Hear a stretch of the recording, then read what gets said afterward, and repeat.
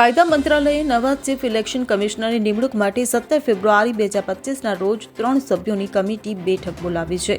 આ 3 સભ્યોની કમિટીમાં વડાપ્રધાન નરેન્દ્ર મોદી, કેન્દ્રીય કાયદા મંત્રી અર્જુન મેઘવાલ અને લોકસભામાં વિપક્ષ નેતા રાહુલ ગાંધી સામેલ થશે. ઉલ્લેખનીય છે કે વર્તમાન ચીફ ઇલેક્શન કમિશનર રાજીવ કુમારનો કાર્યકાળ 18 ફેબ્રુઆરીએ પૂર્ણ થવાનો છે, જેથી નવા ચીફ ઇલેક્શન કમિશનરની પસંદગી માટે આ કમિટીની રચના કરવામાં આવી છે.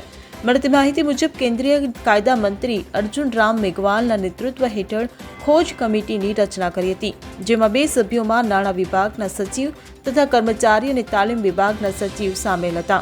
અત્યાર સુધી સૌથી વરિષ્ઠ ચૂંટણી કમિશનરની ચીફ ઇલેક્શન કમિશનર માટે પસંદગી કરવામાં આવતી હતી, પરંતુ ગત વર્ષે સીઈ અને ઈસીની નિમણૂક માટે એક નવો કાયદો લાગુ થયા બાદ નિમણૂક પ્રક્રિયામાં ફેરફાર થયો છે. Bureau report CN24 news. હવે જુઓ દેશ દુનિયાની તમામ ખબરો તમારી આંગળીના ટેરવે. ઉઠાવો મોબાઈલ અને Google Play Store પરથી ડાઉનલોડ કરો અમારી CN24 ન્યૂઝ મોબાઈલ એપ.